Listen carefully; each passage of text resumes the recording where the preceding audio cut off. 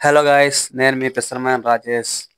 ఇదే మా ఊరు బీచ్ అన్నమాట. సో మీరు చూసినట్లయితే ఈ నైట్ మంత తుఫాన్ సముద్రం తీరం దాటుతుంది కాబట్టి దాని ఎఫెక్ట్ అయితే మాకు ఆల్రెడీ తగిలేసింది అనమాట. సో అందువల్ల విపరీతంగా గాలి అలాగే భారీ ఎత్తున సముద్ర కిరటాలు ఎగసిపడుతున్నాయి. ఈ గాలి చాలా వేగంగా వస్తుంది. గంటకు 80 నుంచి 90 కిలోమీటర్ల వేగంతో ఉండవచ్చు నా అంచనా ప్రకారం అయితే.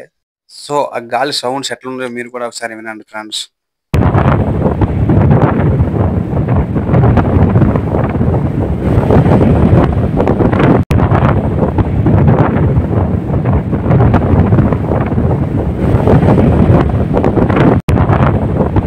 సో అయితే ఏపీఎస్డిఆర్ఎఫ్ రెస్క్యూ ఫోర్స్ టీం మన విలేజ్ కి అయితే రావడం జరిగింది. మన బీచ్ కి అయితే వచ్చారు. వీళ్ళు ఒక ఇంజిన్ తెచ్చారు. అయితే ఈ ఇంజిన్ మన ఇంజిన్స్ కంటే కొంచెం చాలా డిఫరెంట్ గా అయితే ఉందన్నమాట.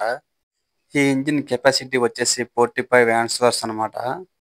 సో ఈ ఇంజిన్స్ పట్టుకొని మన వాళ్ళు దాన్ని కొంచెం డిఫరెంట్ గా చూస్తున్నారు. ఎందువల్ల అంటే అది మన ఏరియాలో యాడ్ చేసిన ఇంజిన్ అయితే కాదనమాట. మన వాళ్ళు ఇలాంటి ఇంజిన్స్ ఇప్పుడు కూడా యాడ్ చేసి ఉంటారు లేదనమాట. యాడ్ చేయలేదన్నమాట. సో అయితే మేము ఆ సార్‌కి అయితే అడిగాము. సార్ ఈ ఇంజిన్ కాస్ట్ ఎంత అని చెప్పేసి. ఆయన ఏం చెప్పాడంటే ఈ ఇంజిన్ కాస్ట్ వచ్చేసి 7,50,000 అమ్మా అని చెప్పాడు. సో మాకైతే పీసులు ఎగిరిపోయినాయి. మేము ఇంత కాస్ట్ ఇంజిన్ అయితే యాడ్ చేయలేము సార్ మాకు.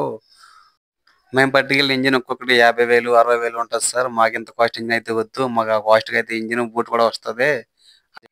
ఇంజిన్, బూట్ కూడా వస్తది. ఇంకా డబ్బులు మిగులుతాయని చెప్పేసి మేమన్నాం. ఇలాంటి ఇంజిన్స్ ఎక్కువ మంగళూరు, కర్ణాటక సైడ్ ఎక్కువ యాడ్ చేస్తారని చెప్పాను సార్ మాకు. సో అయితే సార్ వాళ్ళు వచ్చిన డ్యూటీ ఫినిష్ చేసుకున్నారు. పోలీసు వాళ్ళైతే గట్టిగా మాస్ వార్నింగ్ ఇచ్చారు మాకైతే. మేము చెప్పేంత వరకు ఎవరైనా సముద్రంలోకి వేటకి వెళ్తే గుత్త చెక్కేస్తామని చెప్పేసి గట్టిగా వార్నింగ్ అయితే ఇచ్చేసి ఈరోజు ఇచ్చారన్నమాట మా బీచ్‌కి వచ్చి మా ఫిషర్మెన్స్ అందరికి కూడా.